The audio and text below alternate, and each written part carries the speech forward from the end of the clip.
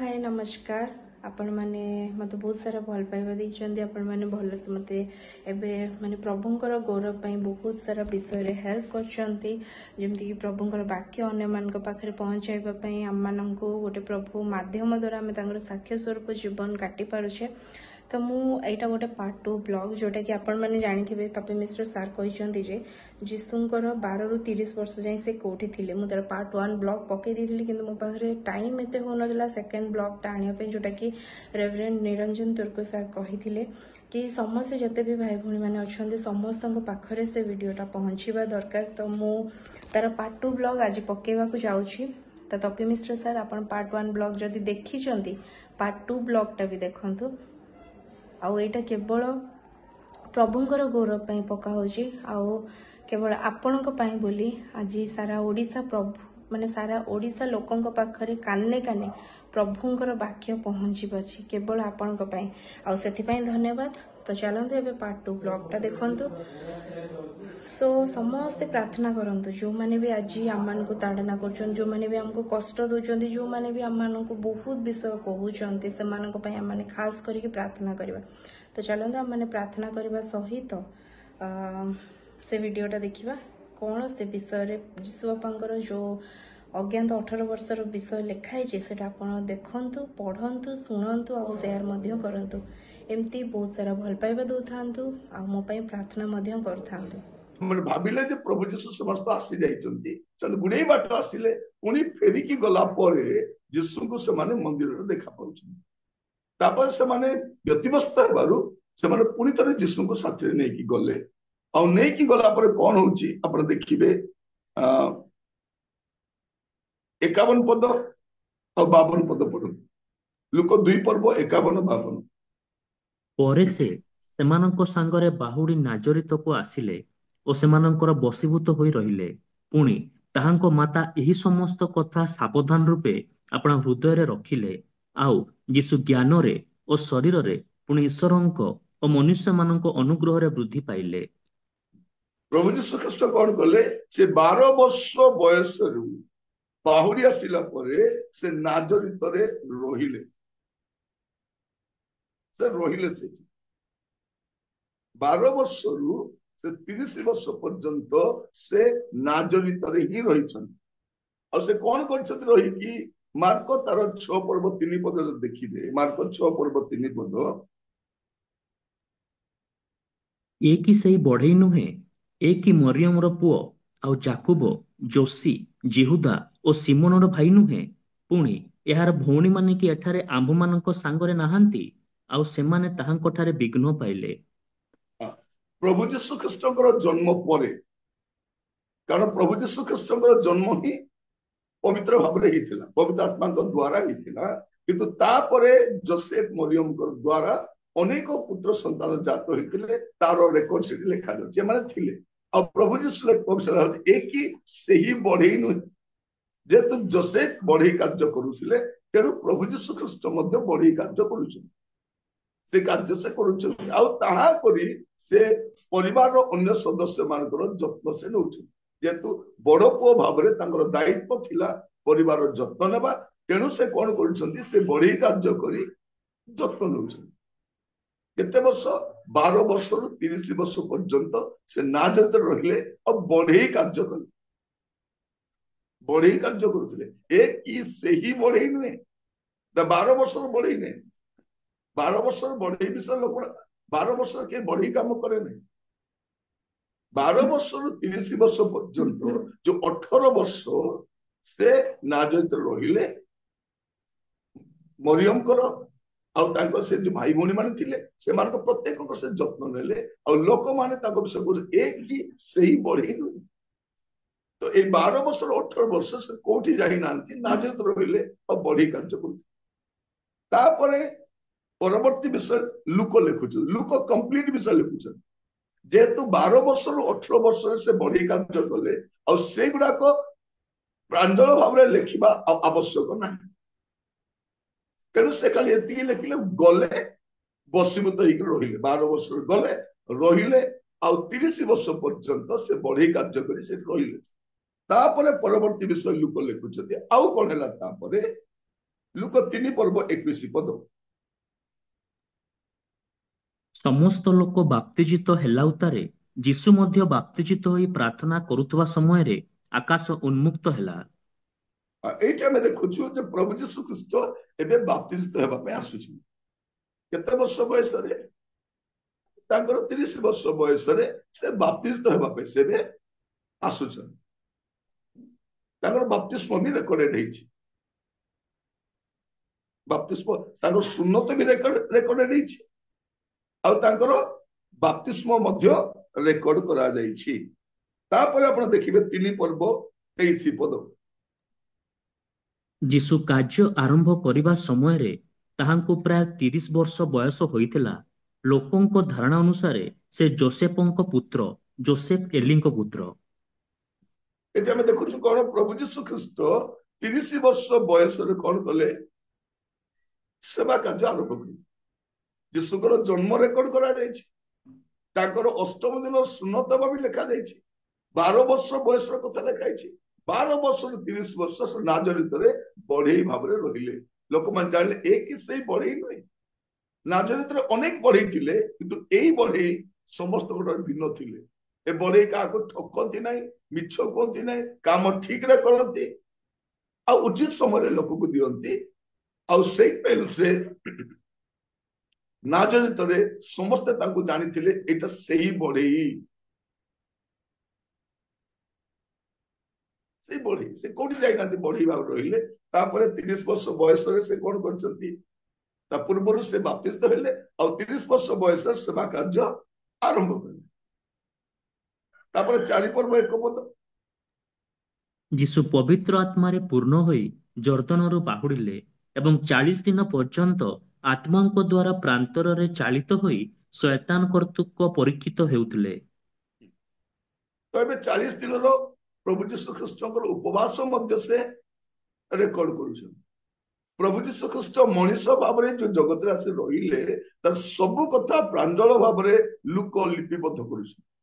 ମୁଁ ପୁଣି କହି ରଖେ, ଏଇଟା ଆପଣଙ୍କର ଖ୍ରୀଷ୍ଟିଆନ ବନ୍ଧୁ ମାନଙ୍କୁ, ଅଣଖ୍ରୀଷ୍ଟିଆନ ବନ୍ଧୁ ମାନଙ୍କୁ ବି ଦିଅନ୍ତୁ, ସେମାନେ ଯୀଶୁଙ୍କ ବିଷୟରେ ଜାଣନ୍ତୁ।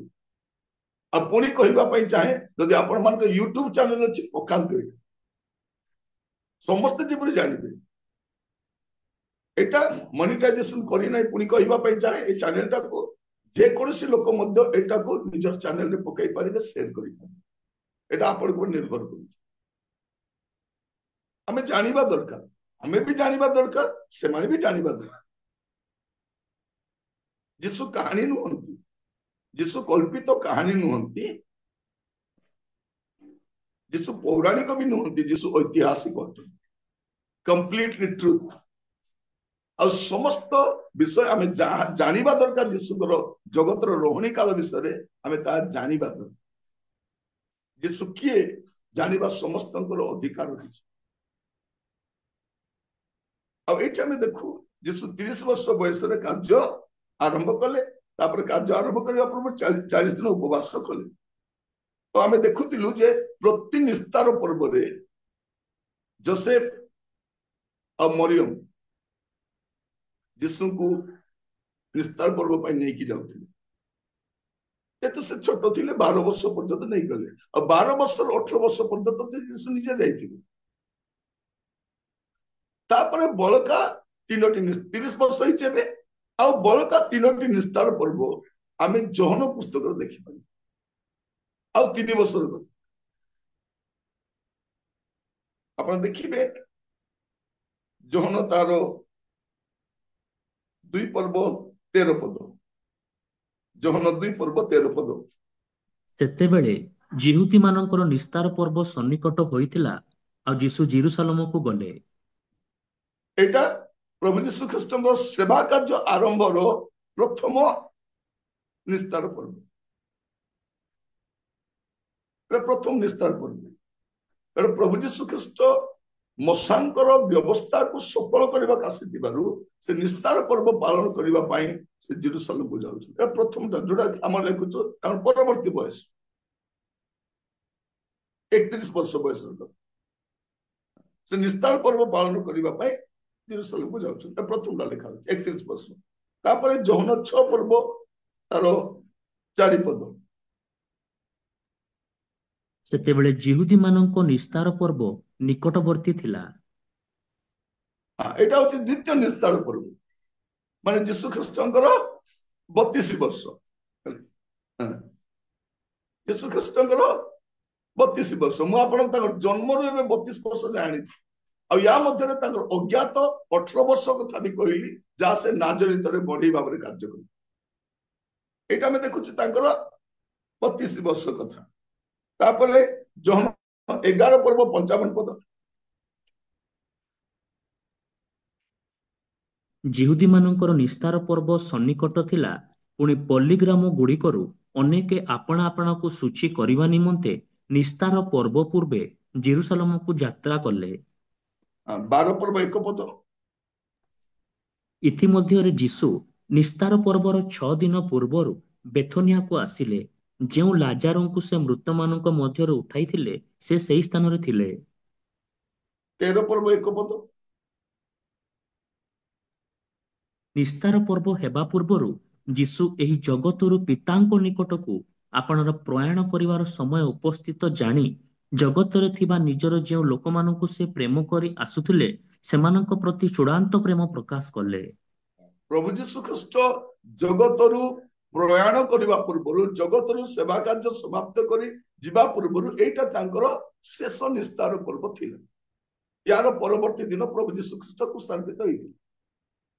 ଏଇଟା ହଉଛି ତାଙ୍କର ଜୀବନ 33ତମ ନିସ୍ତାର ପର୍ବ।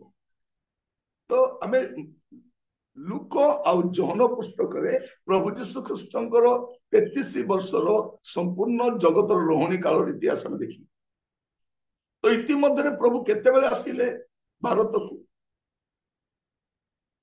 କାହାଠୁ ଶିଖିବାକୁ ଗଲେ, କୋଉ ପଣ୍ଡିତଠାରୁ ଶିଖିବାକୁ ଗଲେ, ଯୀଶୁଙ୍କର ଶିକ୍ଷା କାହା ଶିକ୍ଷା ସହିତ ମିଶୁଛି, ଯୀଶୁଙ୍କର ଜୀବନ କାହାଠାରେ ମିଶୁଛି, ଯୀଶୁ ଯୋଉ ଅଲୌକିକ ଆଶ୍ଚର୍ଯ୍ୟ କର୍ମ କରିଛନ୍ତି କୋଉ ଶଙ୍କରାଚାର୍ଯ୍ୟ ବା କୋଉ ଧର୍ମଗୁରୁ ଠାରୁ ଶିକ୍ଷା ଗ୍ରହଣ କରିଛନ୍ତି, ମୃତ ମାନଙ୍କୁ କୋଉ ଶଙ୍କରାଚାର୍ଯ୍ୟ ଜୀବନ ଦେଇଥିଲେ, କିଏ ପାଣି ଉପରେ ଚାଲିଥିଲେ, କିଏ 5 ମାଛକୁ 5,000 ଅଧିକ ଲୋକ ଖାଇବାକୁ ଦେଇଥିଲେ, କିଏ ଝଡକୁ ଶାନ୍ତ କରିଥିଲେ, କିଏ ପବନକୁ ଚୁପ୍ କରେଇଥିଲେ, କିଏ 4 ଦିନର ମଢାକୁ ଜୀବନ ଦେଇଥିଲେ, କିଏ ମରିକି ଉଠିଥିଲେ, କିଏ ମୃତ୍ୟୁକୁ ଜୟ କରି ସ୍ୱର୍ଗାରୋହଣ କରିଥିଲେ, ଯେ କାହାଠାରୁ ଶିଖିବେ ସେ? ପ୍ରିୟ ଭାଇ ଭଉଣୀ ମାନେ, ପ୍ରଭୁ ଯୀଶୁ ଖ୍ରୀଷ୍ଟଙ୍କୁ କାହାଠାରୁ ଶିକ୍ଷା ଗ୍ରହଣ କରିବାର ଆବଶ୍ୟକ ନାହିଁ, ସେ ନିଜେ ଈଶ୍ୱର ଥିଲେ। ଆଉ ଈଶ୍ୱରଙ୍କୁ ମଣିଷ ପାଖରେ ଶିଖିବାର ଆବଶ୍ୟକ ନାହିଁ। ମତେ ଥରେ ଜଣେ ପଚାରୁଛି, ଆଜ୍ଞା ଯୀଶୁ କାହିଁକି ସ୍କୁଲ ଯାଇନାହାନ୍ତି? ଏଟା ଭାରତର ରାଜା ମାନେ ଗୁରୁକୁଳକୁ ଯାଇଛନ୍ତି, କୌଣସି ନା କୌଣସି ଲୋକଠାରୁ ଶିକ୍ଷା ଗ୍ରହଣ କରିଛନ୍ତି। ଯୀଶୁ ଯାଇନାହାନ୍ତି କାରଣ ଯୀଶୁଙ୍କୁ ପଢେଇବା ପାଇଁ ମାଷ୍ଟର ଏକା ଜନ୍ମ ହେଇନାହାନ୍ତି। ଯେ କହିବା ମାତ୍ରେ ପୃଥିବୀ ସୃଷ୍ଟି ହେଲା, ଏ ବିଶ୍ୱ ସୃଷ୍ଟି ହେଇଛି, ସେ କାହା ପାଖକୁ ଶିଖିବାକୁ ଯିବ? ସେ ତ ଈଶ୍ୱର ଅଟନ୍ତି। ଏଠି ଆମେ ଦେଖୁଛୁ ତାଙ୍କର 33 ବର୍ଷର ସମ୍ପୂର୍ଣ୍ଣ ବିଷୟ। ତାପରେ ତ ଆମେ ଦେଖୁଛୁ ଲୁକ ତାର 23 ପର୍ବ ଦେଖନ୍ତୁ, ଲୁକ 23 ପର୍ବ ତାର 33 ପଦ। ଆଉ ସେମାନେ କପାଳ ନାମକ ସ୍ଥାନରେ ଉପସ୍ଥିତ ହୋଇ ସେଠାରେ ତାହାଙ୍କୁ କ୍ରୁଶରେ ଚଢାଇଲେ। ପୁଣି ଦୁଷ୍କର୍ମକାରୀମାନଙ୍କ ମଧ୍ୟରୁ ଜଣକୁ ଦକ୍ଷିଣରେ ଓ ଅନ୍ୟ ଜଣକୁ ବାମରେ କ୍ରୁଶରେ ଚଢାଇଲେ। এই ନିସ୍ତାର ପର୍ବ ପରେ ତ ସେ ରାତ୍ରରେ ଯୀଶୁଙ୍କୁ ଧରିଲେ, ଆଉ ପରବର୍ତ୍ତୀ ଦିନ ଆଣି ତାଙ୍କୁ କଣ କରୁଛନ୍ତି? କ୍ରୁଶାର୍ପିତ କରୁଛନ୍ତି। ଯୀଶୁଙ୍କୁ ଆଣି କଣ କରୁଛନ୍ତି? କ୍ରୁଶାର୍ପିତ କଲେ। ତାପରେ ଆପଣ ଦେଖିବେ 46 ପଦ। ଆଉ ଯୀଶୁ ଉଚ୍ଚ ସ୍ୱରରେ ଡାକି କହିଲେ, ହେ ପିତା, ତୁମ୍ଭ ହସ୍ତରେ ମୁଁ ଆପଣାର ଆତ୍ମା ସମର୍ପଣ କରୁଅଛି। ଏହା କହି ସେ ପ୍ରାଣତ୍ୟାଗ କଲେ। କ୍ରୁଶାର୍ପିତ ହେଲେ ଆଉ ପ୍ରାଣ ତ୍ୟାଗ କଲେ, ମାନେ ମୃତ୍ୟୁ ଭୋଗ କଲେ। ଅନେକେ କଣ କୁହନ୍ତି, ନାଇଁ ପ୍ରଭୁ ଯୀଶୁ ଖ୍ରୀଷ୍ଟ ମରି ନଥିଲେ, ସେ ମୂର୍ଚ୍ଛାଇ ଯାଇଥିଲେ, ଆଉ ତାଙ୍କ ଶିଷ୍ୟମାନେ ତାକୁ ଚୋରି କରିକି ନେଇଗଲେ। ତାଙ୍କର ମୃତ୍ୟୁ ମଧ୍ୟ ରେକର୍ଡେଡ ଅଛି। এইটা ওড়িশା ସରକାର କି ଭାରତ ସରକାର ନୁହେଁ ଯେ ଭୁଲ ତଥ୍ୟ ଗୁଡାକ ଦେଇକି ଭୁଲ ରିପୋର୍ଟ ବନାଯିବ। এইটা ରୋମିଓ ସରକାର, ତାଙ୍କର ସମସ୍ତ ବିଷୟ ଏତେ କଠୋର ନୀତି ନିୟମ ମଧ୍ୟରେ ହୁଏ, ତାର କୌଣସି ଡକୁମେଣ୍ଟ ରଙ୍ଗ ନୁହେଁ, କୌଣସି ଡକୁମେଣ୍ଟ ରଙ୍ଗ ନୁହେଁ। ତ ଯୀଶୁ ଖ୍ରୀଷ୍ଟ କୃଷାର୍ପିତ ହେଲେ ଆଉ ସେ ମୃତ୍ୟୁଭୋଗ କଲେ। ତାପରେ 24 ପର୍ବ ତାର 6 ପଦ ପଢନ୍ତୁ, ଲୁକ ସେ 24 ତାର 6। ସେ ଏଠାରେ ନାହାନ୍ତି, ମାତ୍ର ଉଠିଅଛନ୍ତି। ମନୁଷ୍ୟ ପୁତ୍ରଙ୍କୁ ଯେ ଅବଶ୍ୟ ପାପୀମାନଙ୍କ ହସ୍ତରେ ସମର୍ପିତ ହୋଇ କ୍ରୁଶରେ ହତ ହେବାକୁ ଓ ତୃତୀୟ ଦିବସରେ ପୁନରୁତ୍ଥାନ କରିବାକୁ ହେବ, ଏହି ଯେଉଁ ବାକ୍ୟ ସେ ଗାଲିଲରେ ଥିବା ସମୟରେ ତୁମମାନଙ୍କୁ କହିଥିଲେ, ତାହା ସ୍ମରଣ କର। ସେ ଏଠାରେ ନାହାନ୍ତି, ସେ ଉଠି ଅଛନ୍ତି, ମାନେ ତୃତୀୟ ଦିବସରେ ସେ ମରିକିରି ଉଠିଛନ୍ତି। ଲୁକ ସବୁ କଥା ଲେଖୁଛନ୍ତି, ତାଙ୍କର ଜନ୍ମ ବିଷୟ ଲେଖୁଛନ୍ତି, ତାଙ୍କର ଶିକ୍ଷା ବି ଲେଖୁଛନ୍ତି, ତାଙ୍କର ଆଶ୍ଚର୍ଯ୍ୟ କର୍ମ ଲେଖୁଛନ୍ତି, ଯୀଶୁଙ୍କର ଦୁଃଖ ଭୋଗ, ତାଙ୍କର କୃଷାର୍ପିତ ହେବା, ତାଙ୍କର ସମାଧିସ୍ଥ ହେବା, ଆଉ ସେ ସମାଧିରୁ ଉଠିବା, ସେଇଟା ବି ସେ ଲେଖୁଛନ୍ତି। କେବଳ ସେତିକି ଲେଖୁନାହାନ୍ତି, ଆପଣ 24 ପର୍ବ ତାର 51 ପଦ ଦେଖନ୍ତୁ। ପୁଣି ସେମାନଙ୍କୁ ଆଶୀର୍ବାଦ କରୁ କରୁ ସେ ସେମାନଙ୍କ ଠାରୁ ଅନ୍ତର ହୋଇ ସ୍ୱର୍ଗକୁ ନୀତ ହେଲେ। 40 ଦିନ ପର୍ଯ୍ୟନ୍ତ ଅନେକଙ୍କୁ ସେ ଦର୍ଶନ ଦେଲେ, ଆଉ ଦର୍ଶନ ଦେଲା ପରେ ସେ ସ୍ୱର୍ଗକୁ ନୀତ ହେଲେ। ପ୍ରଭୁ ଯୀଶୁ ଖ୍ରୀଷ୍ଟ ତାଙ୍କର ଜଗତରେ ରହଣୀ କାଳ ମଧ୍ୟରେ କେବେ ଆସିନାହାନ୍ତି, ମା ମୃତ୍ୟୁକୁ ଜୟ କରି ଉଠିଲା ପରେ ମଧ୍ୟ, ପୁନର୍ଜୀବିତ ହେଲା ପରେ ମଧ୍ୟ ଭାରତକୁ ଆସିନାହାନ୍ତି। ଭାରତକୁ କିଏ ଆସିଥିଲେ? ଯୀଶୁଙ୍କର ଶିଷ୍ୟ ଥୋମା ଆସିଥିଲେ। କେବେ ଆସିଥିଲେ? AD 52 ସେ ଭାରତକୁ ଆସିଥିଲେ। ମାନେ ଆଜିକୁ 1972 ବର୍ଷ ପୂର୍ବରେ ଯୀଶୁଙ୍କର ଶିଷ୍ୟ ଥୋମା ସେ ଭାରତକୁ ଆସି ପ୍ରଚାର କରିଥିଲେ, ମଣ୍ଡଳୀ ସ୍ଥାପନ କରିଥିଲେ। ସେଇ ସମୟରେ ଖ୍ରୀଷ୍ଟିଆନ ମାନେ ଆରମ୍ଭ ହେଲେ, ଯୀଶୁକୁ ବିଶ୍ୱାସ କରିବା ଲୋକ। ଇଂରେଜ ମାନେ ଯୀଶୁଙ୍କ ବିଷୟରେ ପ୍ରଚାର କରିବାକୁ ଆସିନଥିଲେ, ଇଂରେଜ ମାନେ ବ୍ୟବସାୟ କରିବାକୁ ଆସିଥିଲେ। ଇଷ୍ଟ ଇଣ୍ଡିଆ କମ୍ପାନୀ ବ୍ୟବସାୟ କରିବାକୁ ଆସିଥିଲା, ଆଉ ଇଂରେଜ ମାନେ ଶାସନ କରିବାକୁ ଆସିଥିଲେ, ସେମାନେ ପ୍ରଚାର କରିବାକୁ ଆସିନଥିଲେ। ଯଦି ଆପଣ ଇତିହାସ ପଢିବେ ଜାଣିପାରିବେ ସେ ସମୟର ସେମାନେ ପ୍ରଚାର କାର୍ଯ୍ୟକୁ ବନ୍ଦ ବି କରୁଥିଲେ। କାହିଁକି? ଯଦି ଏମାନେ ପ୍ରଚାର କରିବେ ଆମର ବ୍ୟବସାୟରେ ବାଧା ପାଇବେ।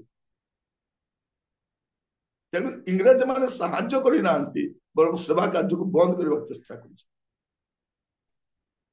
ତେଣୁ ଇଂରେଜ ମାନେ ଯୀଶୁଙ୍କର ବିଷୟରେ ଭାରତକୁ କିଛି ନାହିଁ ପ୍ରଚାର କରିବାକୁ ଆସିନଥିଲେ। ତ ପ୍ରଭୁ ଯୀଶୁ ଖ୍ରୀଷ୍ଟଙ୍କର ଏଠାରେ ଆମେ ଦେଖୁଛୁ ସେ ସ୍ୱର୍ଗକୁ ନୀତ ହେଲେ। এইটা ଲେଖିଲା ପରେ ଯେତେବେଳେ ଲୁକ ତାଙ୍କର ଦ୍ୱିତୀୟ ପତ୍ର ଲେଖୁଛନ୍ତି, ପ୍ରେରିତ ପୁସ୍ତକ ଲେଖିବା ସମୟରେ, ପ୍ରେରିତ ତାର 1 ପର୍ବ 11 ପଦ। ପୁଣି ସେମାନେ କହିଲେ, ହେ ଗାଲିଲୀୟ ଲୋକେ, କାହିଁକି ତୁମ୍ଭେମାନେ ଆକାଶ ଆଡ଼କୁ ଚାହିଁ ଠିଆ ହୋଇଅଛ? ଏହି ଯେଉଁ ଯୀଶୁ ତୁମ୍ଭମାନଙ୍କ ନିକଟରୁ ସ୍ୱର୍ଗରେ ଗୃହୀତ ହେଲେ, ତାହାଙ୍କୁ ତୁମ୍ଭେମାନେ ଯେଉଁ ପ୍ରକାରେ ସ୍ୱର୍ଗକୁ ଯିବାର ଦେଖିଲ, ସେ ସେହି ପ୍ରକାରେ ଆଗମନ କରିବେ। ଏବେ ସେ କଣ କହୁଛନ୍ତି? ଯୀଶୁ ସ୍ୱର୍ଗକୁ ଗଲେ, ଆଉ ଏବେ ସେ ସ୍ୱର୍ଗରୁ ସେ ପ୍ରକାର ଆଗମନ କରିବେ। ଲୁକ ଏଇଟା ବି ଲେଖୁଛନ୍ତି, ଖାଲି ଜନ୍ମ କଥା ଲେଖୁନାହାନ୍ତି। ଲୁକ ଯୀଶୁଙ୍କର ଜନ୍ମ ବିଷୟ ଲେଖୁଛନ୍ତି, ଯୀଶୁଙ୍କର ସୁନ୍ନତ ହେବା ବିଷୟ 8ମ ଦିନ ଲେଖୁଛନ୍ତି, 12 ବର୍ଷର କଥା ଲେଖୁଛନ୍ତି, ଆଉ 12 ବର୍ଷରୁ 30 ବର୍ଷ ପର୍ଯ୍ୟନ୍ତ ସେ ନାଜରିତରେ ବଢେଇ କାର୍ଯ୍ୟ କଲେ, ସେଇଟା ବି ଲେଖାଯାଉଛି। ତା ସହିତ 30 ବର୍ଷ ହେବା ପରେ ସେ ବାପ୍ତିସ୍ତ ହେଲେ, ଆଉ ସେବା କାର୍ଯ୍ୟ ଆରମ୍ଭ କଲେ। ଜହନ ତାଙ୍କର 3ଟି ନିସ୍ତାର ପର୍ବ, ମାନେ ଆହୁରି 3 ବର୍ଷର ସେବା କାର୍ଯ୍ୟ ବି ଲେଖୁଛନ୍ତି। ତ 33 ବର୍ଷ ହେଲା। ତାପରେ ଯୀଶୁ କଣ ହଉଛନ୍ତି? ଶତ୍ରୁ ହସ୍ତରେ ଧରା ପଡିଲା ପରେ ଆମମାନଙ୍କର ଜଗତର ଲୋକମାନଙ୍କର ପରିତ୍ରାଣ ନିମନ୍ତେ ଆପଣାର ପ୍ରାଣ ସେ କ୍ରୁଶରେ ବଳି କରୁଛନ୍ତି। ସେ କ୍ରୁଶରେ କୃଷାର୍ପିତ ହେଲେ, ସେ ମୃତ୍ୟୁଭୋଗ କଲେ, ସେ ସମାଧିସ୍ଥ ହେଲେ, ଆଉ ସମାଧିରୁ ସେ ତୃତୀୟ ଦିବସ ଉଠିଲେ। ଆଉ ଲୁକ ଲେଖୁଛନ୍ତି ତାଙ୍କର ସ୍ୱର୍ଗକୁ ନୀତ ହେବା କଥା ବି ଲେଖୁଛନ୍ତି। ଆଉ ଏଇଠି ସେ ଲେଖୁଛନ୍ତି ସେ ଯେପରି ସ୍ୱର୍ଗକୁ ଯାଇଛନ୍ତି, ସେଇଠାରୁ ସେ ସେଇପରି ଆଗମନ ମଧ୍ୟ କରିବେ। ସେ ଆଗମନ କରିବା କଲେ କଣ କରିବେ? ସେ ବିଚାର କରିବାକୁ ଆସିବେ, ସତ୍ୟ ଧର୍ମରେ ବିଚାର କରିବେ। এইটা ଲୁକ ତାଙ୍କ ପ୍ରେରିତ ପୁସ୍ତକରେ ଲେଖୁଛନ୍ତି। ଏବେ ଚାରିଆଡେ ଲୋକମାନଙ୍କୁ କଣ କୁହାଯାଉଛି? ମନ ପରିବର୍ତ୍ତନ କରିବା ପାଇଁ କୁହାଯାଉଛି। मन परिवर्तन कले ही जड़े लोक स्वर्ग राज्य को जाइपारे। धर्म परिवर्तन नुहे, नाम परिवर्तन नुहे, जाति परिवर्तन नुहे, मन परिवर्तन एटा समस्त को जना जाउछि। प्रेरित 17 पर्व 30 पद। ईश्वर ସେହି ଅଜ୍ଞାନତାର କାଳ ଉପେକ୍ଷା କରିଅଛନ୍ତି ସତ୍ୟ, କିନ୍ତୁ ଏବେ ସେ ସର୍ବତ୍ର ସମସ୍ତ ମନୁଷ୍ୟଙ୍କୁ ମନ ପରିବର୍ତ୍ତନ କରିବା ନିମନ୍ତେ ଜଣାନ୍ତି। एबे से कौन कर समस्त को मन परिवर्तन करने जनाऊँ। धर्म परिवर्तन नुहे, कौटी भी ख्रिस्टियन माने धर्मांतरीकरण करती नहीं। एटा गोटे नुआ शब्द बाहर कर धर्मांतरीकरण, कन्वर्सन ऑफ रिलीजन। कौटी मध्य मोर जानिबारे धर्मांतरीकरण ही नहीं, एउ मध्य नहीं। कौन कहा जाउछि मन परिवर्तन कर, जीवन परिवर्तन करो, चरित्र परिवर्तन करो, पाप को परित्याग करो। एटा सर्वत्र समस्त को जना जाउछि। एटा को कहा जाए सुसमाचार प्रचार। सुसमाचार किए? सुसमाचार जीसु। सेटा लोक लिखुचंती। लुक 2 पर्व पुणी थे पढ़ा 10 और 11 पद। लुक 2 पर्व 10 और 11। ସେଥିରେ ଦୂତ ସେମାନଙ୍କୁ କହିଲେ, ଭୟ କର ନାହିଁ। ଦେଖ, ମୁଁ ସମସ୍ତ ଲୋକଙ୍କର ଅତ୍ୟନ୍ତ ଆନନ୍ଦଜନକ ସୁସମାଚାର ତୁମ୍ଭମାନଙ୍କୁ ଜଣାଉଅଛି। କାରଣ ଆଜି ଦାଉଦଙ୍କ ନଗରରେ ତୁମ୍ଭମାନଙ୍କ ନିମନ୍ତେ ତ୍ରାଣକର୍ତ୍ତା ଜନ୍ମଗ୍ରହଣ କରିଅଛନ୍ତି, ସେ ଖ୍ରୀଷ୍ଟ ପ୍ରଭୁ। समस्त सुसमाचार कौन?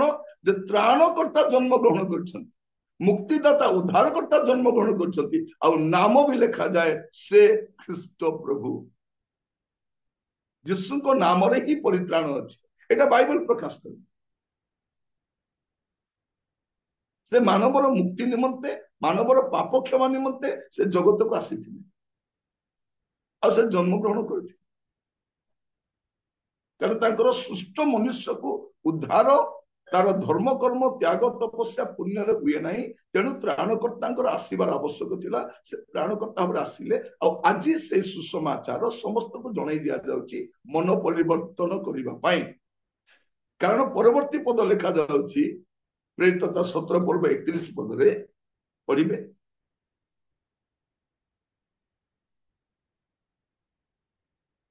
प्रेरित 17:31। କାରଣ ଯେଉଁଦିନ ସେ ଆପଣା ନିରୂପିତ ବ୍ୟକ୍ତିଙ୍କ ଦ୍ୱାରା ଧାର୍ମିକତାରେ ଜଗତର ବିଚାର କରିବେ, ଏହିପରି ଗୋଟିଏ ଦିନ ସ୍ଥିର କରିଅଛନ୍ତି, ଆଉ ତାହାଙ୍କୁ ମୃତମାନଙ୍କ ମଧ୍ୟରୁ ଉତ୍ଥାପନ କରି ଏ ବିଷୟରେ ସମସ୍ତଙ୍କ ନିକଟରେ ପ୍ରମାଣ ଦେଇଅଛନ୍ତି। कौन करिवे? जे प्रभु यीशु ख्रीष्ट मृत्यु को जे जय कर उठिचंती से जगतर विचार करिवे धार्मिकतारे। गोटे दिन धार्य करा जायछि। प्रभु यीशु ख्रीष्ट किए? प्रभु यीशु ख्रीष्ट होउचंती जगतर सृष्टिकर्ता। आ प्रभु यीशु ख्रीष्ट होउचंती मानव जातिर मुक्तिदाता। आ प्रभु यीशु होउचंती जगतर विचारकर्ता। आ से समस्तंकर त्राणकर्ता। प्रभु यीशु ख्रीष्ट केवल ख्रिस्टियन मानकर नुहंती, समुदाय मानव जातिर त्राणकर्ता। और यीशु को ग्रहण करने द्वारा कार धर्म कि जाति कि भाषा किसी परिवर्तन हुए नहीं। परिवर्तन हुए कौन? तार मन परिवर्तन हुए। तेणु यीशु को ग्रहण करने द्वारा जड़े लोकर धर्म चली जाऊ नहीं, तार जीवन बदली जाउछि, तार चरित्र तार स्वभाव बदली जाउछि। तेणु यीशु को ग्रहण कर कौन सी असुविधा नहीं, कहीं भी ग्रहण कर पारे। परित्राण केवल यीशु ठारे ही मिले। और प्रभु यीशु ख्रीष्ट समस्त त्राण करता। 2टा पद में पढ़ा तीतस तार 2 पर्व 11 पद।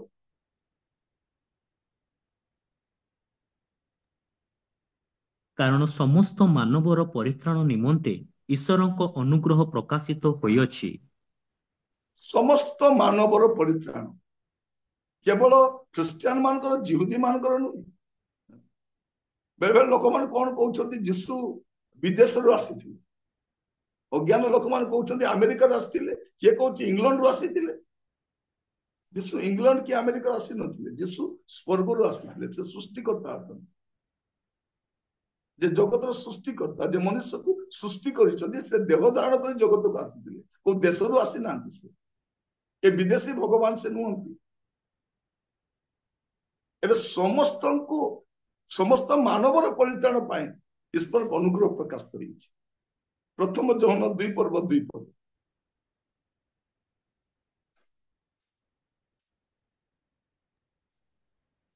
ଆଉ ସେ ଆମ୍ଭମାନଙ୍କ ପାପ ନିମନ୍ତେ, କେବଳ ଆମ୍ଭମାନଙ୍କ ପାପ ନିମନ୍ତେ ନୁହେଁ, ମାତ୍ର ସମସ୍ତ ଜଗତର ପାପ ନିମନ୍ତେ ମଧ୍ୟ ପ୍ରାୟଶ୍ଚିତ ସ୍ୱରୂପ ଅଟନ୍ତି। ସେ କଣ ଅଟନ୍ତି? ସମସ୍ତ ମାନବ ଜାତିର ପରିତ୍ରାଣ ନିମନ୍ତେ ପ୍ରାୟଶ୍ଚିତ ସ୍ୱରୂପ ଅଟନ୍ତି, କେବଳ ଆମ ପାଇଁ ନୁହଁ। କଣ ଲେଖାଯାଉଛି? ଆଉ ସେ ଆମ୍ଭମାନଙ୍କ ପାପ ନିମନ୍ତେ, କେବଳ ଆମ୍ଭମାନଙ୍କ ପାପ ନିମନ୍ତେ ନୁହେଁ, ମାତ୍ର ସମସ୍ତ ଜଗତର ପାପ ନିମନ୍ତେ ମଧ୍ୟ ପ୍ରାୟଶ୍ଚିତ। ସମସ୍ତ ଜଗତର ପାପର ପ୍ରାୟଶ୍ଚିତ ଯୀଶୁ ଅଟେ। ଯେତେବେଳେ ଜଣେ ଲୋକ ଯୀଶୁକୁ ଗ୍ରହଣ କରୁଛି, ସେ ତାର ତ୍ରାଣକର୍ତ୍ତାଙ୍କୁ ଗ୍ରହଣ କରୁଛି, ତାର ମୁକ୍ତିଦାତାଙ୍କୁ ଗ୍ରହଣ କରୁଛି। ପ୍ରିୟ ଭାଇ ଭଉଣୀ ମାନେ, ମୁଁ ଆପଣମାନଙ୍କୁ କହି ରଖେ ଯେ କୌଣସି ଧର୍ମ ଆପଣଙ୍କୁ ପରିତ୍ରାଣ ଦେଇପାରିବନି, କୌଣସି ଧର୍ମ କର୍ମ ଆପଣଙ୍କୁ ପରିତ୍ରାଣ ଦେଇପାରିବନି। ମୁକ୍ତି କେବଳ ଯୀଶୁ ଦେଇପାରିବେ, ଆଉ ଅନ୍ୟ କେହି ଦେଇପାରିବେନି। ଏଇଟା ଶାସ୍ତ୍ର କହୁଛି, ଆଉ ମୁଁ ଯାହା କହୁଛି ଆପଣ ମାନେ ମଧ୍ୟ ଦେଖିପାରୁଛନ୍ତି।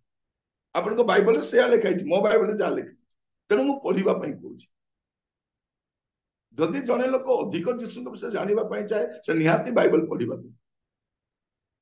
ବାଇବଲ ନ ପଢି ଯୀଶୁକୁ ଜାଣି ହବନି।